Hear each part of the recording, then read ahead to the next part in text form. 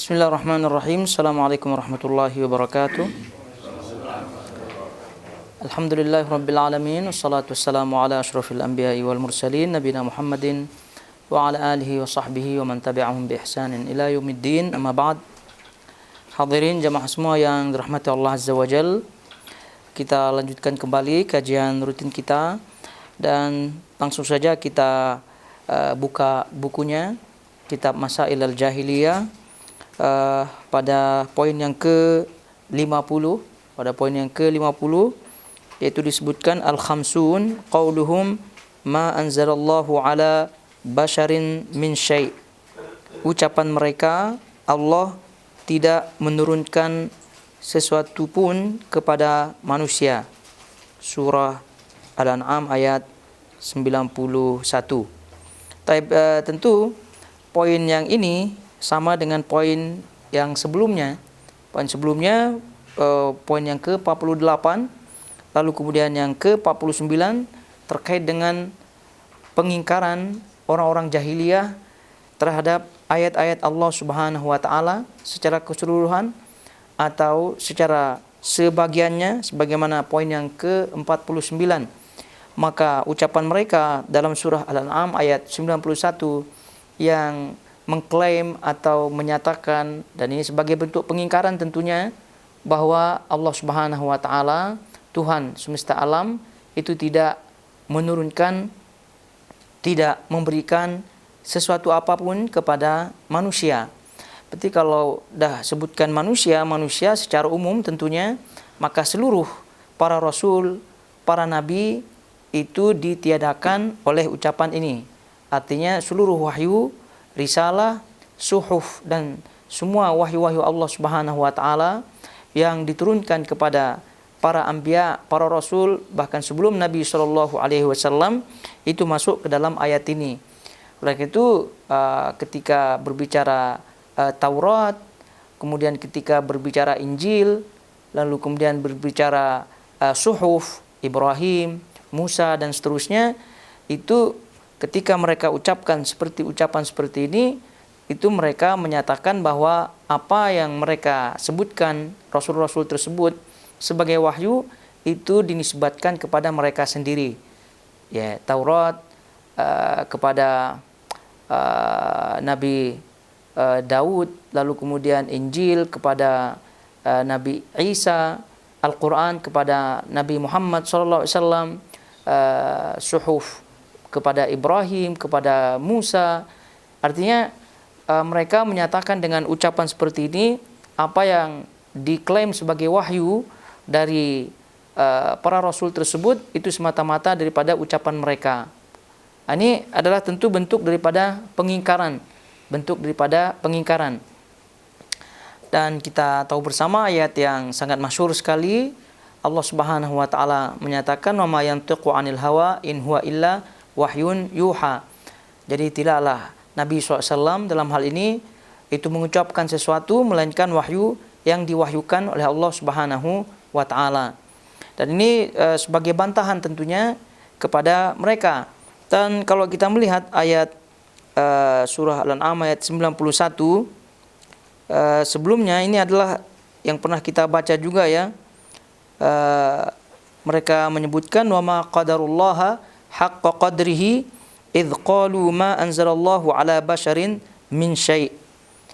Jadi Allah Subhanahu wa taala berfirman, wa ma qadarullaha haqqa qadrihi. Jadi mereka tidak mendudukkan, memberikan hak-hak Allah Subhanahu wa taala dengan sebenarnya.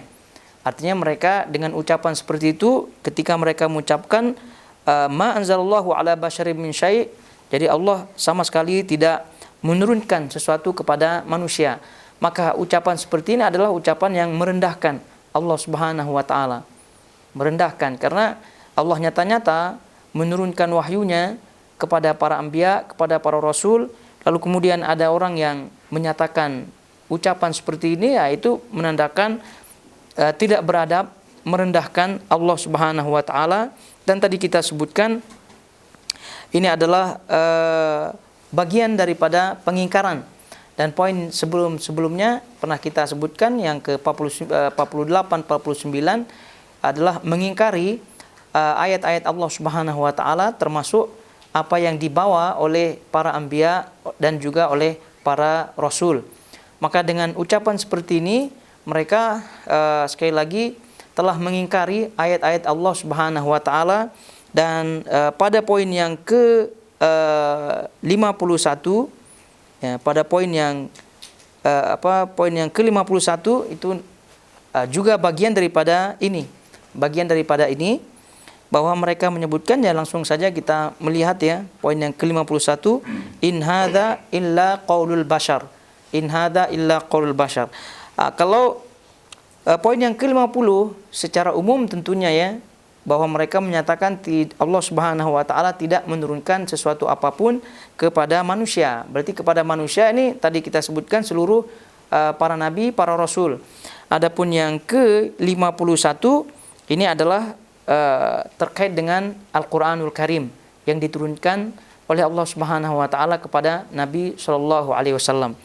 Jadi kita anggap poin yang ke-50 kita anggap selesai, karena ini adalah bagian daripada poin-poin sebelumnya, yaitu bentuk pengingkaran mereka kepada wahyu yang diturunkan oleh Allah Subhanahu wa taala kepada para anbiya dan para rasul. Dan ayat ini tidak hanya ayat surah Al-An'am saja yang menyatakan atau memberitahukan ucapan mereka, juga seperti dalam surah Yasin.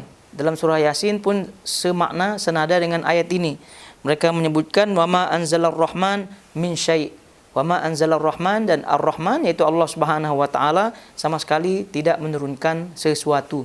Itu berarti sama dengan surah Al-An'am ayat yang kita baca ini, yang mereka mengingkari Allah memberikan sesuatu kepada manusia.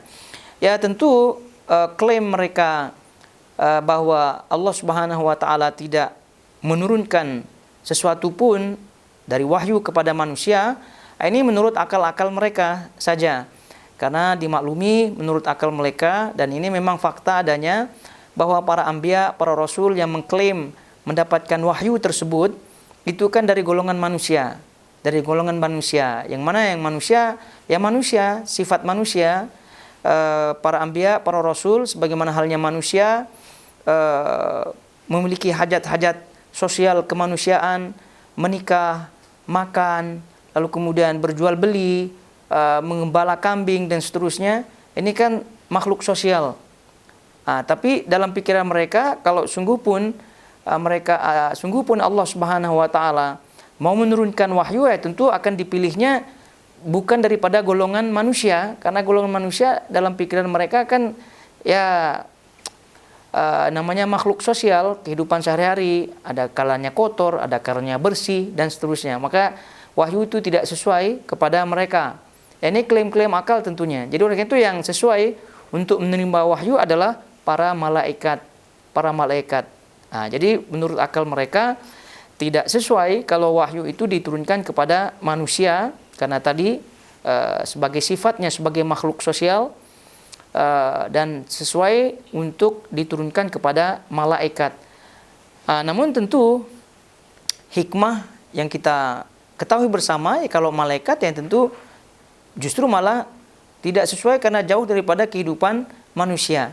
Jauh daripada kehidupan manusia. Sementara syariat Allah Subhanahu wa taala itu menyentuh kehidupan manusia secara keseluruhan, baik zahir maupun batin. Ala kulli hal, insyaallah ini wadah ya, karena ini adalah bagian tadi kita sebutkan poin yang ke-48, kemudian poin yang ke-49.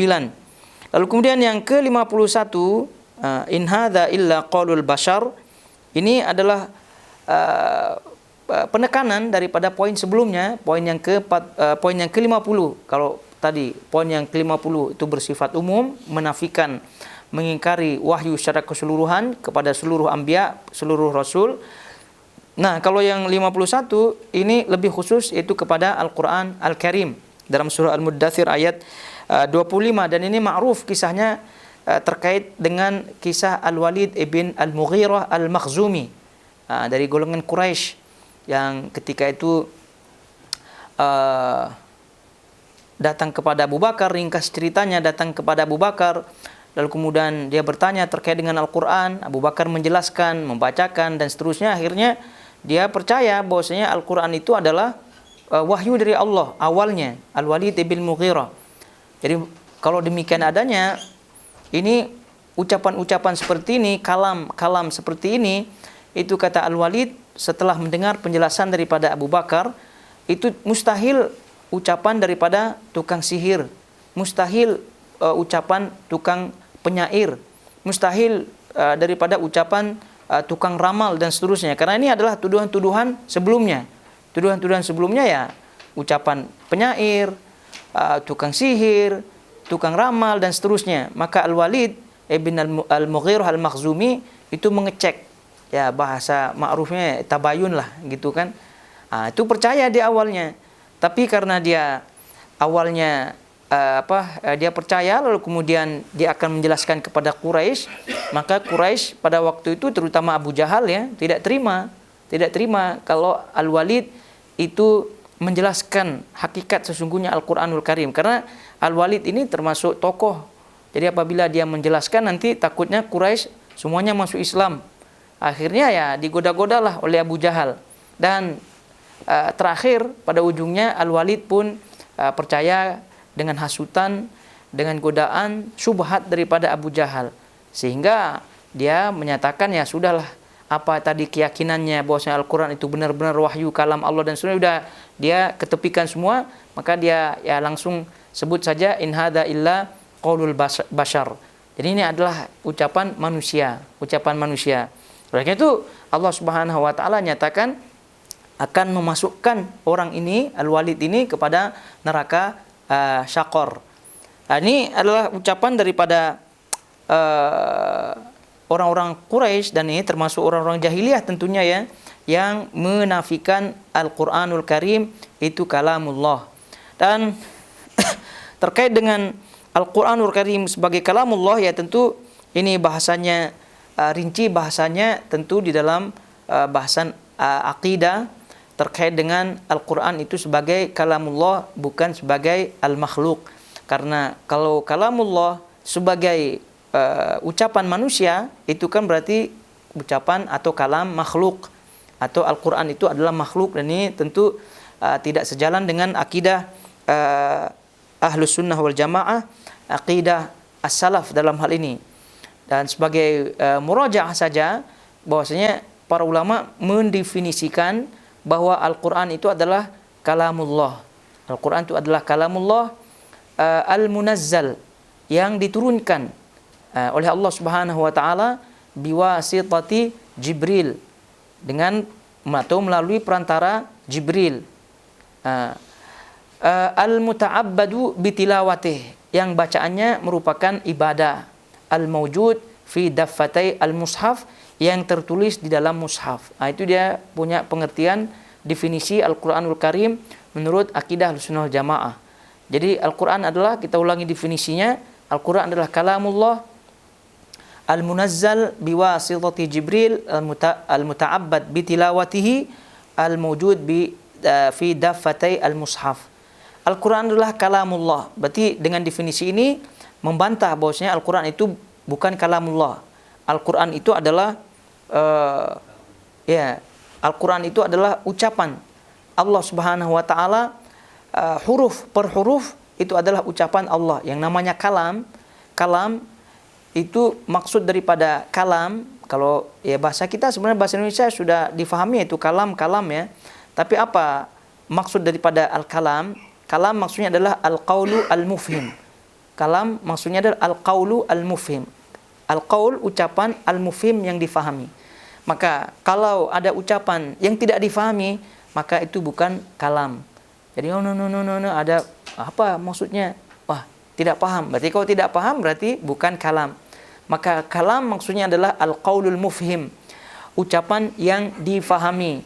Maka ucapan yang difahami ya tentu harus terdiri daripada suara, terdiri daripada huruf-huruf yang sudah jelas, begitu.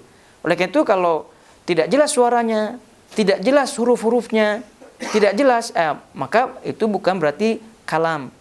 Sekali lagi, kalam adalah al-qaulu al-mufhim, ucapan yang difahami. Maka kalau kita baca Al-Qur'anul Karim dari Al-Fatihah, kalau kita buka mushaf sampai surah An-Nas, itu semua mufhim semuanya, yaitu ucapan yang difahami semuanya. Ya kecuali ya sebagian awal-awal surah seperti Alif Lam Mim, Yasin, Alif Lam Ra, itu ada maksud-maksud tertentu yang disebutkan oleh para ulama yang hanya Allah Subhanahu wa taala mengetahuinya. Dan itu adalah tentu bagian daripada Al-Qur'anul Karim itu sendiri, karena apa yang isi daripada Al-Qur'anul Karim itu semua difahami. Itu semua difahami. Oleh karena itu ini al-qaulu al-mufhim, ucapan yang difahami, itu maknanya al-kalam. Itu makna al-kalam. Dan ayat-ayat terkait dengan bahwa Al-Quran adalah kalamullah itu banyak sekali tentunya, ayat-ayat yang sebagai dalil, sebagai yang menunjukkan Al-Quran adalah kalamullah, bukan qaulu al-bashar, bukan ucapan manusia.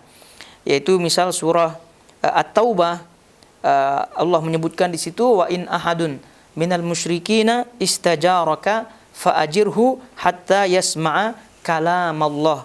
Itu disebut. Dan jika seorang di antara orang-orang musyrikin itu meminta perlindungan kepadamu, maka lindungilah ia supaya ia sempat mendengar kalamullah. Supaya ia mendengar kalamullah. Jelas ini, mendengar kalamullah, yaitu ucapan Allah Subhanahu wa taala, bukan ucapan bashar. Jadi kita ulang lagi di definisi ini. Definisi Al-Quran adalah kalamullah, yaitu ucapan Allah Subhanahu wa taala. Lagi-lagi kita ingatkan, kalam yang dimaksud adalah al-qaulu al-mufhim, ucapan yang difahami. Maka ucapan yang difahami ya tentu ada suara, ada huruf, dan seterusnya. Karena itu adalah rukun daripada ucapan yang difahami. Ya kalau suara-suara saja tanpa huruf, itu tidak difahami, berarti bukan kalam yang dimaksud. Huruf saja tapi tidak difahami, itu pun bukan kalam. Maka Al-Quranul Karim itu disebut kalam karena mufhim. Itu bisa memahami dan kita faham ketika mendengar dan membaca Al-Quranul Karim. Jadi Al-Quran kalamullah. Lalu kemudian Al-Munazzal, biwasitati Jibril, yang diturunkan. Al-Munazzal, yang diturunkan. Siapa yang menurunkan? Ya tentu sudah jelas ya. Yang menurunkan adalah Allah Subhanahu wa taala. Yang diturunkan, berarti yang menurunkan adalah Allah Subhanahu wa taala. Biwasitati Jibril, melalui perantara Jibril. Berarti kalau ada yang menyatakan ini Al-Quran, ini wahyu, tapi perantaranya adalah wangsit, atau perantaranya melalui bertapa gitu kan, didatangi oleh makhluk-makhluk gaib dan seterusnya, berarti bukan wasitati Jibril, bukan melalui perantara Jibril, ketahuilah itu bukan Al-Quran. Jadi Al-Quran itu Allah turunkan, dan tadi bentuknya adalah kalam yang melalui Jibril alaihissalatu wassalam. Berarti kalau ada malaikat selain Jibril, itu bukan Al-Quran. Atau makhluk selain Jibril, jin dan seterusnya, bukan daripada kalamullah, yaitu bukan daripada Al-Quran yang dimaksud. Al-Quran adalah kalamullah. Kemudian Al-Munazzal biwasitati Jibril. Kemudian selanjutnya al-muta'abbadu bitilawati. Karena dari definisi ini, dan ini yang disebutkan oleh para ulama salaf, dari definisi ini kita ketahui apa makna Quran dan apa yang sesungguhnya. Lalu kemudian kita fahami secara ringkas akidah Ahlussunnah wal Jamaah terkait dengan Quran. Oleh itu dari definisi, kalau memahami definisi ini dengan benar, maka insya Allah akan benar akidahnya. Dari ucapan kita tadi kalamullah, itu pun sudah selesai permasalahan. Kalau ada yang menyebutkan bukan kalamullah, tulisan-tulisan Al-Quran ini adalah bukan kalamullah dan seterusnya, berarti itu pemahamannya keliru dalam bab ini. Lalu kemudian setelah kalamullah yang diturunkan oleh Allah Subhanahu wa taala melalui perantara Jibril, al-muta'abbadu bitilawatihi, yang bacaannya merupakan ibadah. Berarti kalau ada bacaan-bacaan termasuk hadis, itu berarti bukan Al-Quranul Karim. Karena membaca hadis secara huruf-hurufnya itu bukan termasuk ibadah. secara huruf-hurufnya ya, bukan termasuk ibadah yang disebut pahalanya huruf per huruf. Karena Al-Quranul Karim kita mengetahui Nabi SAW menyebutkan la aqulu alif lam mim harfun. Jadi ketika menyebutkan pahala membaca Al-Quran, aku tidak menyebutkan alif lam mim, satu kalimat alif lam mim itu harfun, terhitung satu pahala, tidak, tapi alifun harfun, lamun harfun, mimun harfun. Artinya huruf per huruf, alif satu huruf, lam satu huruf, mim satu huruf, itu memiliki pahala masing-masing. Tidak dihitung alif lam mim. Jadi kalau dihitung alif lam mim kan sedikit kan. Tapi rupa-rupanya hitungannya adalah rinci, huruf per huruf. Ini menunjukkan al-muta'abbadu bitilawatihi, bahwa tilawahnya merupakan ibadah, huruf per huruf mendapat pahala. Beda cerita dengan yang lainnya, hadis lah, apalagi kitab-kitab lah. Ya tentu akan mendapatkan pahala membaca hadis dan juga membaca kitab para ulama melalui secara tidak langsung. Kalau Al-Quran bacaannya secara langsung itu pahala. Tapi kalau hadis atau misal kitab-kitab para ulama yang berfaedah itu secara tidak langsung. Maksudnya secara tidak langsung apa? Niatnya untuk mencari ilmu, niatnya untuk mencari faedah, niatnya untuk mencari pelajaran-pelajaran dan seterusnya. Berarti itu kan secara tidak langsung. Tetapi Al-Quranul Karim secara langsung huruf per huruf itu adalah pahala. Maka disebut al-muta'abbadu bitilawati. Oleh karena itu hadis qudsi ini pun tidak masuk ke dalam wilayah Al-Quranul Karim.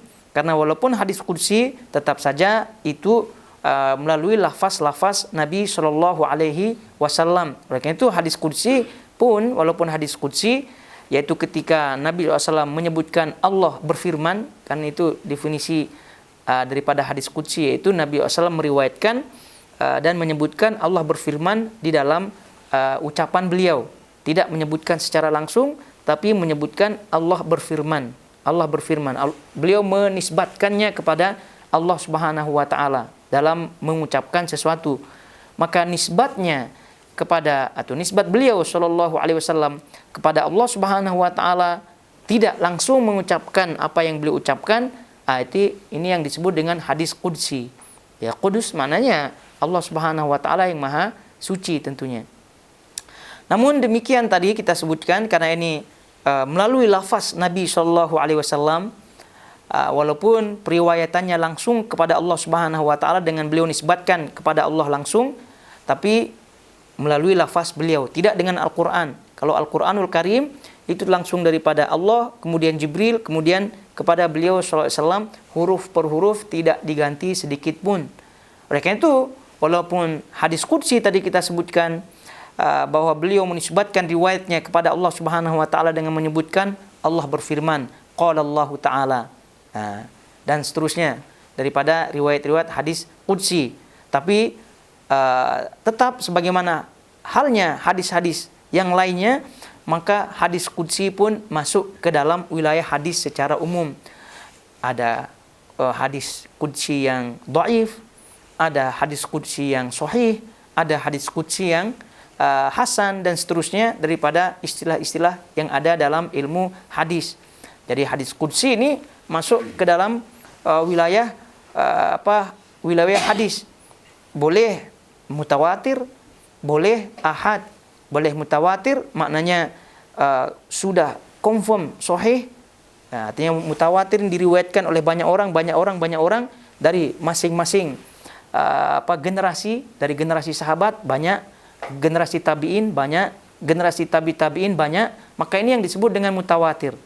Maka apabila ada hadis mutawatir itu sudah 100% diyakini sahih, itu mutawatir. Maka lawan daripada mutawatir adalah ahad. Yang mana ahad ini ya lawan daripada mutawatir.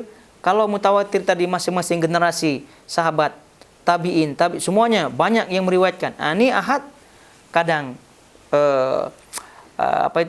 kadang di generasi sahabat satu orang, nanti di tabi'in banyak orang, dan seterusnya banyak orang. Kadang di golongan sahabat, generasi sahabat banyak, tiba-tiba di tabi'in sedikit, tidak banyak. Itu ahad. Oleh karena itu hadis ahad itulah yang dibagi oleh para ulama, ada dhaif lah, ada hasan lah, ada maudhu' lah, dan seterusnya. Maka hadis qudsi itu semua masuk ke wilayah pembahasan hadis yang boleh riwayatnya mutawatir, yang boleh riwayatnya ahad. Maka kalau ahad tadi boleh dia dhaif, boleh dia hasan, boleh dia sahih, dan seterusnya dan seterusnya. Maka walaupun hadis qudsi yang diriwayatkan oleh Nabi SAW yang beliau nisbatkan kepada Allah Subhanahu wa taala tidak masuk ke kalamullah, karena tadi beliau itu adalah ucapan beliau SAW. Lalu kemudian juga ucapan tersebut tidak muta'abbad bitilawatih, tidak termasuk ibadah apabila atau mendapat pahala apabila membacanya. Taib. Jadi kenapa kita sebut hadis qudsi? Karena hadis qudsi kan tadi Rasulullah SAW menisbatkan ucapannya kepada Allah Subhanahu wa taala dengan menyebutkan Allah berfirman, lalu kemudian menyebutkan hadisnya. Oleh karena itu tadi hadis qudsi tidak termasuk daripada kalamullah yang dimaksud di sini, yaitu Al-Qur'an Al-Karim. Lalu kemudian Al-Quran kalamullah definisinya yang diturunkan oleh Allah Subhanahu wa taala melalui Jibril, kemudian yang bacaannya merupakan ibadah, lalu kemudian yang ada di mushaf, mushaf maknanya Al-Quran yang kita baca di sini, mushaf. Ya, mushaf ya tentu mushaf yang sudah disepakati oleh para sahabat Nabi SAW, dan kisah pengumpulan Al-Quranul Karim, penulisannya itu masyhur ya, bahwa dimulai awalnya di sahabat Abu Bakar dengan usulan Umar bin Khattab, lalu kemudian dilanjutkan pekerjaan tersebut di zaman Umar bin Khattab radhiyallahu ta'ala anhu, lalu kemudian disempurnakan di zaman Utsman bin Affan. Maka Quran yang dikumpulkan di zaman Utsman bin Affan, itulah yang mu'tamad, itulah yang diakui, dan itu yang dimaksud tadi yang ada di dalam mushaf, karena itu yang sudah diakui. Mushaf yang lain, berarti selain mushaf Utsman bin Affan, maka ini tidak dipakai lagi, karena sahabat-sahabat Nabi SAW juga memegang mushafnya masing-masing. Misal Ibnu Mas'ud radhiyallahu ta'ala anhu ada mushafnya, tapi ya beliau pun paham keadaan umat ini, apabila beliau memegang terus mushafnya nanti terjadi ikhtilaf di kalangan kaum muslimin. Maka oleh karena itu beliau pun memakai mushaf yang dikumpulkan, yang diresmikan di zaman Utsman bin Affan radhiyallahu ta'ala anhu. Dengan segala riwayat-riwayat bacaannya yang 10, maka itu bagian daripada Al-Quran Al-Karim. Itu dia, jadi definisi daripada Al-Quranul Karim, dan itu membantah tentunya ucapan daripada orang-orang Quraisy, orang-orang jahiliyah, ucapan Al-Walid ibn Al-Mughirah tadi kita sebutkan, dengan mengucapkan in hadza illa qaulul bashar, ini cuma ucapan manusia saja, karena ya mereka mengetahui bahwasanya Al-Quranul Karim pada asalnya adalah mustahil. Tadi kita sebutkan Al-Walid mustahil kalau ini adalah ucapan daripada manusia. Tapi ya karena hasutan-hasutan daripada orang-orang Quraisy lainnya, Abu Jahal dan seterusnya, akhirnya beliau pun termakan dengan syubhat tersebut. Jadi ayyuhal akhwatul akhawat rahimani wa rahimakumullah, bahwa yang ke-51 ini tentu kalau kita melihat ya dalam kehidupan kita sekarang ini ya mungkin sedikit ya orang-orang seperti ini, kecuali orang liberal dan seterusnya ya. Namun rupanya ini adalah ucapan dari awal-awal orang-orang terdahulu yang menolak daripada Al-Quranul Karim. Dan 51 ini adalah bagian juga daripada al-kufru bi ayatillah, mereka kafir dan menolak ayat-ayat Allah Subhanahu wa taala. Karena ketika mengucapkan ucapan seperti ini, ya tentu ini adalah ucapan penolakan, bantahan, membantah. Berarti ini ya menunjukkan kekufuran orang-orang tersebut dengan ucapannya yang ini. Nauzubillah min dzalik. Oleh itu Allah Subhanahu wa taala mengancam orang-orang seperti ini, Al-Walid ibn Mughirah dan seterusnya, Abu Jahal dan seterusnya, dengan neraka syaqar. Karena apa? Karena telah menuduh yang bukan-bukan. Dan bahkan jangankan Al-Walid, ya siapa saja yang merubah firman Allah Subhanahu wa taala, maka tentu dia akan mendapatkan ancaman dari Allah Subhanahu wa taala. Bahkan Nabi SAW saja kalau berani, ya kalau tentu jauh ya tidak mencoba merubah-rubah Al-Qur'anul Karim, maka Allah pun akan mengancamnya. Sebagaimana yang beliau sebutkan, ya tentunya Allah Subhanahu wa taala sebutkan dalam surah akhir-akhir daripada surah Al-Ahqaf. Taib. Jadi poin yang ke-51 insyaallah kita dapati ya. Dan ini adalah bagian daripada sifat-sifat ahli jahiliyah yang ekstrim tentunya. Tapi apabila kita membuka kembali syubhat-syubhat orang-orang ahli kalam yang menafikan Al-Quran adalah kalamullah, ya tidak jauh juga dari ucapan-ucapan seperti ini. Namun mereka dengan lebih halus lagi gitu kan, menolak bahwasanya Al-Quran itu adalah kalamullah. Nah, seperti yang kita ketahui ya, dalam bab akidah tentunya ya, tadi kita sebutkan rinciannya adalah bahasanya adalah di bagian akidah. Ya tetap kita pegang pada definisi di awal tadi. Definisi di awal. Kalamullah maknanya adalah ucapan yang difahami, suara, huruf dan semuanya. Beda cerita dengan orang-orang yang menggunakan akalnya. Seperti Asy'ariyah misalnya menyatakan bahwasanya Al-Quran adalah kalamullah, tapi kalam nafsi. Katanya kalam nafsi. Apa maksud daripada kalam nafsi? Kalam nafsi adalah kalam yang ada pada batin. Jadi mereka menyatakan bahwa Al-Quran yang ada di mushaf, kan definisi, pegang baik-baik definisinya, pahami baik-baik definisi tadi, yang ada di dalam mushaf tadi kita sebutkan kan, yang ada. Mereka menyebutkan yang ada di dalam mushaf tersebut adalah tulisan-tulisan yang kemudian apabila kita baca, kita fahami memang, namun itu bukan kalamullah versi mereka. Versi mereka kalamullah adalah kalamun nafsi, kalam dalam hati, maknanya adalah larangan dan perintah. Itulah kalamullah.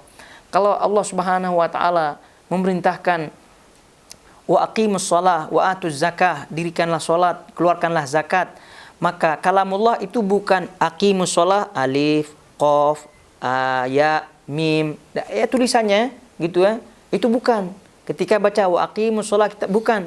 Tapi kalamullah itu versi mereka adalah perintah terkait mendirikan salat, perintah terkait mengeluarkan zakat. Itu kan dia beda-beda tipis. Jadi ini betul-betul kita pegang ya definisi tersebut, karena mereka mengecoh. Mereka mengatakan ya Quran itu kalamullah apa tidak ya? Tapi kalamullah yang dimaksud versi mereka adalah perintah dan larangan dari Allah Subhanahu wa taala yang terkandung di dalam Al-Qur'an Al-Karim. Adapun tulisannya, kemudian bacaan daripada Al-Qur'an itu adalah makhluk, adalah ciptaan dari Allah Subhanahu wa taala. Ya tentu ini bertentangan ya dengan akidah Ahlussunnah wal Jamaah yang benar, bertentangan dengan aqidatus salaf, karena bagaimana mungkin perintah dan larangan itu tiba-tiba kita fahami itu sebagai perintah, kita fahami itu sebagai larangan tanpa melalui ucapan, tanpa melalui tulisan, tanpa melalui suara. Kan tidak mungkin. Maka sekedar perintah, ada orang yang menunjuk ya ke kanan, menunjuk ke kiri. Ya kalau orang tuh faham tabiat sifat orang yang menunjuk, maka dia faham, oh maksudnya dia ke kiri, ayo kita ke kiri gitu kan. Tapi kebanyakan orang kan tak faham tabiat sifat daripada orang yang menunjuk ini. Maka boleh kita sebut dengan hanya menunjuk saja ke kiri lah, ke kanan lah, kemana lah tunjuk-tunjuk itu bukan kalam. Karena ingat kalam itu definisinya al-qaulul mufhim, ucapan yang memahamkan kita. Ya, ucapan yang memahamkan. Berarti kalau hanya isyarat-isyarat saja kita tak paham, ya berarti itu bukan kalam. Maka kalau isyarat-isyarat saja lalu kemudian difahami perintah dan larangan, ini juga tidak termasuk kalam. Jadi otak-atik akal mereka saja. Tapi yang jelas tadi kita sebutkan Al-Quran adalah kalamullah, bukan ucapan manusia, bukan makhluk, dan kita pegang definisi yang disebutkan tadi oleh para ulama kita yang tadi kita sebutkan. Taib, selanjutnya adalah poin berikutnya. Namun kita cukupkan ya sampai di sini. Insyaallah kita lanjutkan karena sudah zuhur ya. Jadi ya sedikit-sedikit saja ya, sedikit demi sedikit saja. Yang penting lama-lama jadi bukit, itu saja. Jangan banyak-banyak tapi tidak jadi apa-apa. Itu masalah. Jadi sedikit-sedikit saja, tapi kokoh, gitu kan, paham dan insyaallah bermanfaat. Kalau mereka memahami bahwa perintah dan larangan saja, berarti mereka ada yang mereka Apanya? Ada yang mereka katakan bahwa yang kalamullah sebagian kalamullah sebagian enggak gitu. Atau gimana? Ya, jadi intinya secara tidak langsung mereka mengingkari bahwasanya tulisan lalu kemudian bacaan daripada Al-Quran itu adalah makhluk. Cuma yang perintah dan larangan kalamullah. Mereka bilang gitu, perintah dan larangan saja. Jadi tidak seluruh Al-Quran. Jadi kita baca misal Alif Lam Mim, dzalikal kitabul la raiba fihi, itu tidak ada larangan dan perintah di situ ya. Berarti ini tidak ada mengandungnya, ya udah begitu aja. Ya, kutiba alaikumusiyam gitu kan, diwajibkan atas kalian puasa, tapi bukan ya ayyuhalladzina amanu kutiba alaikumusiyamnya itu yang kalamullah, tapi kandungannya itu. Kandungannya adalah perintah puasa. Ini pelik tentunya ya. Maksudnya akal pun tidak masuk. Bagaimana cara kita pahami ada kandungannya? Kan melalui itu. Maksudnya tulisannya itu, melalui bacaannya. Tapi tiba-tiba dia fahami kandungannya itu saja adalah kalamullah. Ya, tidak bakal. Oleh karena itu, kalau hanya kandungan-kandungan saja, perintah dan larangan, tidak perlulah Allah Subhanahu wa taala turunkan Al-Qur'an yang begitu mukjizat, kan? Begitu mukjizat. Mukjizat dari segi sastranya, gitu kan? Mukjizat dari segi isinya, semua mukjizat. Kalau hanya sekedar larangan dan perintah, tidak perlulah mukjizat. Suruh sajalah, begitu kan? Kamu sholat, ini apa-apa gitu kan, selesai. Tapi ada tujuan di balik itu untuk menunjukkan inilah kalamullah sebagai mukjizat Nabi SAW. Karena kalau hanya perintah dan larangan saja itu tidak jadi mukjizat. Tidak jadi mukjizat. Cukup hadis sajalah. Cukup hadis Nabi, Bukhari, Muslim, dan itu betapa banyak itu perintah larangan. Dah selesai syariat. Tapi ada tujuan di balik itu, bahwasanya Allah ingin menunjukkan bahwa ini adalah kalamnya yang tidak ada tandingannya. Begitu. Fadhal. Ini adalah dari Al-Mudaththir. Iya. Itu kan merupakan bagian dari yang awal-awal diturunkan Allah. Ketika orang kafir mengatakan in hada illa qaulul bashar, apakah mereka sudah, konteksnya ini apakah sebagian dari ayat yang mereka dengar itu mereka sudah berpikir seperti itu, atau ayat ini ada di agak belakang-belakang ketika jadi ini banyak kalau orang dulu tahunya syair sesuatu yang iya, tadi dah di awal kita sebutkan. Ini tentu adalah ucapan daripada Al-Walid ibn Al-Mughirah tadi kita sebutkan. Al-Walid ibn Mughirah sebelum dia mengucapkan in hadza illa qaulul bashar, ini menurut kisahnya, menurut riwayatnya, itu beliau mengaku bahwa Al-Quran itu mustahil, itu sebagai ucapan tukang sihir, ucapan penyair dan seterusnya. Kenapa kenapa Al-Walid ibn Al-Mughirah ini menyatakan di awal itu adalah wahyu ya, karena memang ma'ruf di kalangan Quraisy pada waktu itu ketika Nabi menyebutkan wahyu Al-Quran, membacakan sebagian Quran ya, kan tuduhannya adalah tadi tukang sihir lah, bacaan tukang sihir, penyair, tukang ramal dan seterusnya. Nah, ini Mughirah ingin cek. Mughirah ini tabayun. Nah, dia tabayun ke Abu Bakar dan juga sahabat-sahabat yang lain. Dia tabayun. Setelah tabayun, beliau mendapati ini Al-Quran benar-benar wahyu. Karena tidak mustahil manusia mengucapkan ucapan seperti ini. Ya, tapi setelah dia mengaku itu, rupa-rupanya orang Quraisy tidak terima. Ya, tokoh-tokohnya, terutama Abu Jahal tidak terima karena Al-Walid ini orang berpengaruh. Dia bersaing. Hah? Dia orang bersaing. Iya. Dia sering bersaing. Iya, jadi dia orang berpengaruh. Jadi masalah kalau dia tetap dalam keyakinannya bahwa Al-Quran itu wahyu, bermasalah kata Abu Jahal. Nanti orang-orang Quraisy masuk Islam semua masalah. Akhirnya dia pun dipengaruhi oleh Abu Jahal. Dipengaruhilah dengan apalah macam-macam gitu. Yang pada akhirnya intinya Al-Walid bin terpengaruh oleh Abu Jahal, sehingga ya sudahlah, saya tidak akan lagi ketemu dengan sahabat-sahabat Nabi itu, Abu Bakar, Umar dan seterusnya. Lalu kemudian dia dengan mudahnya mengatakan, itu adalah ucapan manusia. Meskipun baru sebagian ayat tidak satu.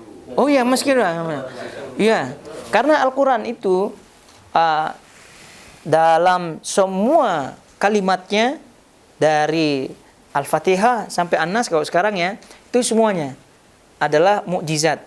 Dan tadi kita sebutkan bahwasanya semua adalah potongan-potongan tersebut itu adalah wahyu dari Allah dan itu mengandung mukjizat dan itu adalah wahyu dari Allah. Oleh karena itu di awal-awal periode Mekah nih tentunya ya, di awal-awal periode Mekah itu kan baru sebagian lah Al-Quran turun kan. Nah, walaupun sepotong saja, satu surat saja atau satu ayat saja turun, itu mereka sudah paham. Ini bukan bukan tulisan atau bukan karangan, bukan rangkaian, untayan ucapan manusia. Karena kita pahami bersama bahwasanya pada waktu itu orang Quraisy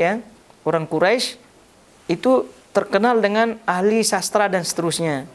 Oleh itu kita kenal ada, kalau belajar sastra Arab ya, itu wajib mempelajari mu'allaqat as-saba', yaitu puisi-puisi yang terpilih di antara puisi-puisi yang sekian banyak ada 7.